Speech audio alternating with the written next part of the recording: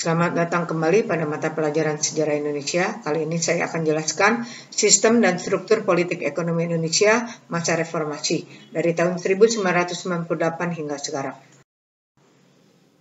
Faktor yang menyebabkan peristiwa reformasi tahun 1998, yang pertama adalah krisis politik.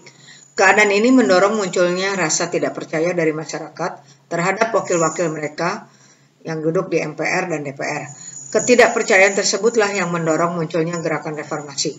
Gerakan reformasi menuntut terjadinya perombakan atau reformasi total di segala bidang, termasuk keanggotaan MPR, DPR, yang menurut masyarakat syarat dengan unsur KKN. Pada masa itu, sikap pemerintah akan sangat keras terhadap siapapun yang berani memberi kritik maupun tantangan terhadap kebijakan pemerintah. Selain itu, masyarakat juga menuntut adanya pembatasan masa jabatan presiden. Yang kedua adalah krisis hukum.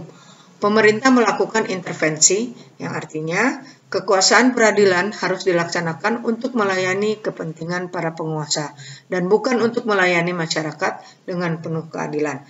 Bahkan, hukum sering dijadikan alat pembenaran para penguasa. Dengan adanya ketidakadilan di bidang hukum tersebut, mendorong masyarakat untuk menuntut adanya reformasi. Mahasiswa sebagai salah satu motor penggerak adanya reformasi juga melakukan tuntutan dalam bidang hukum, agar dapat mendudukan masalah hukum pada kedudukan atau posisi yang sesungguhnya. Ketiga, krisis ekonomi. Krisis ekonomi Indonesia diawali dengan melemahnya nilai tukar rupiah terhadap dolar Amerika Serikat. Akibatnya banyak perusahaan ditutup yang berimbas pada naiknya jumlah pengangguran dan naiknya tingkat kemiskinan.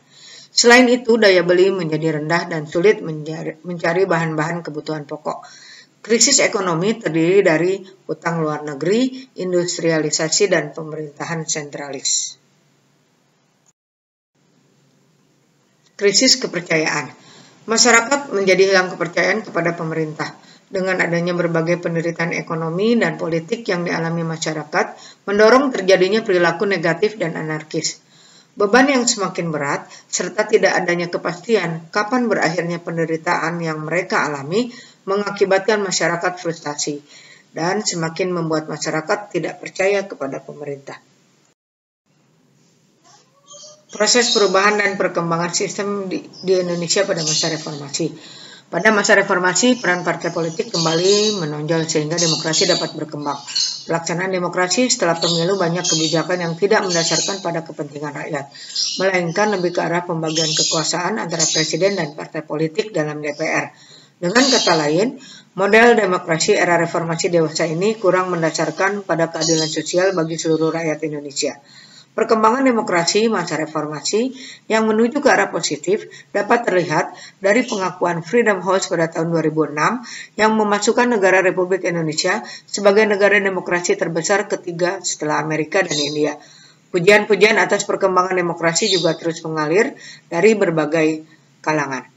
Pemilu yang dilakukan tahun 1999 jauh lebih demokratis dari yang sebelumnya, serta pelaksanaan pemilu setelah tahun 1999 juga berjalan demokratis dan lebih baik daripada pelaksanaan pemilu sebelum 1999. Sebagian besar hak dasar bisa terjamin seperti adanya kebebasan menyatakan pendapat. Pola rekrutmen politik untuk pengisian jabatan politik dilakukan secara terbuka. Rotasi kekuasaan dilaksanakan dari mulai pemerintahan pusat sampai pada tingkat desa. Hubungan timbal balik antara situasi ekonomi dan politik internasional dengan situasi ekonomi dan politik di tanah air. Timbal balik antara situasi ekonomi dan politik internasional yang terjadi di tanah air mengakibatkan ada dampak nilai rupiah terhadap dolar Amerika Serikat yang menjadi menurun dan tidak mampu kembali ke asalnya. Stabilitas politik membutuhkan situasi ekonomi yang stabil. Sebaliknya, situasi ekonomi juga membutuhkan kestabilan politik agar masyarakat dapat beraktivitas dengan leluasa tanpa kekhawatiran.